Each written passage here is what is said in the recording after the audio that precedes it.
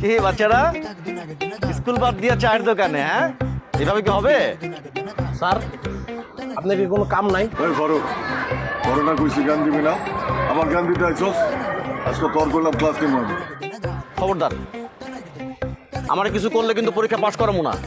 এই ফারুক, এই তুই ছোট ভাইয়ের মতো থাকবি, টিচারগিরি করবি না এখানে। আর তুই তো প্রথমে এবার মিস্টেক করে ফেলাইছস। আমরা তো আমার স্টুডেন্ট নাই, বুঝছস? বেশি কথা কইছ কিন্তু একেবারে ঘুষা থুতা মোতা কিন্তু ফাটাই ফেলামো। মায়ের কিন্তু একটাও মাটিতে পারবো না। দুই একটা যদি পরে এটাও তোর পিঠের উপরে পড়বো কিন্তু কয়ে দিলাম। কি করো? আমি কিন্তু শিক্ষক ভুলে গেলাম।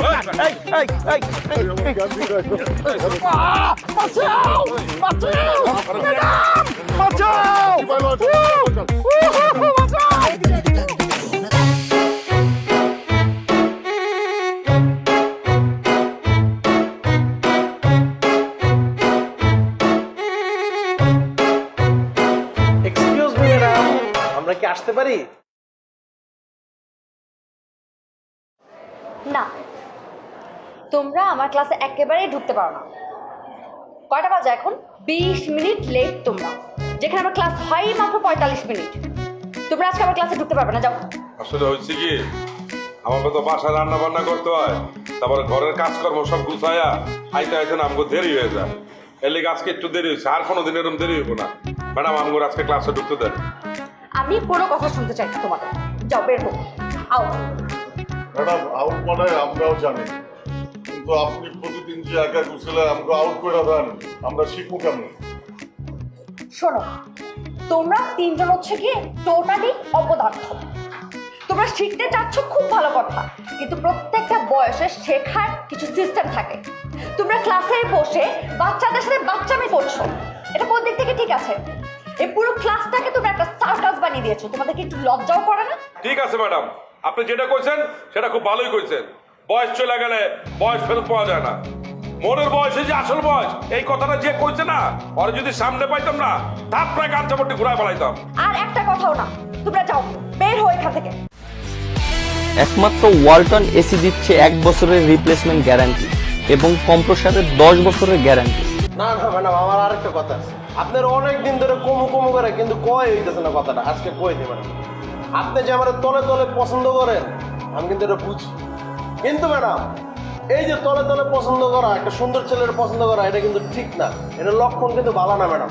আমি কিন্তু এখন প্রিন্সিপালের কাছে যেতে বাধ্য হবো। ঠিক আছে, ডাকেন, স্টাফ ওনার ক্লাস দেখি। দেখেন,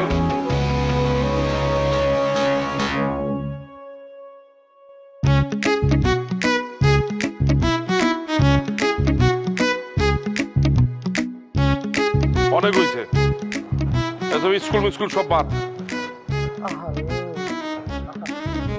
বরাবর কি হলো? একটা চিন্তার মধ্যে আটকাই পড়ছি। এই যে ছোট ছোট শিশুরা, লেদা শিশুরা, ওগুলো শরীরের ওজনের থেকে বেশি ব্যাগের মধ্যে বইয়ের ওজন ক্যারি করে। তারপরে এক্সট্রা কারিকুলাম তো আছেই। একটা জিনিস চিন্তা করো, আমরা তিনজনই তো এই কয়দিনের মধ্যে পাগল হয়ে গেছি, আর ওগুলোর কি অবস্থা! আরে আরে আহা!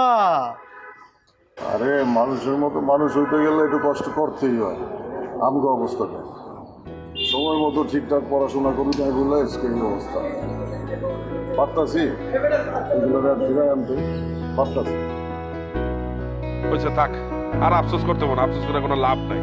ঠিক আছে, এখন চলো চা মা খাইয়া একটু চিল করি, এরপর একটা ভ্যাকেশন প্ল্যান করি। ঠিক আছে, এরপরে গুইরা মুইরা যে যার কামে আবার জায়গা। চল জসিম ভাই, এই জীবনের প্রথম তোমার মানুষ মনে হচ্ছে, খুবই ভালো লাগছে। হয়েছে, আমরা বুঝে শুনে কথা কইছি, কিন্তু স্কুল এখন সব শেষ, আমরা কিন্তু আনার বন্ধু না। তবে কথা হয়েছে, চল।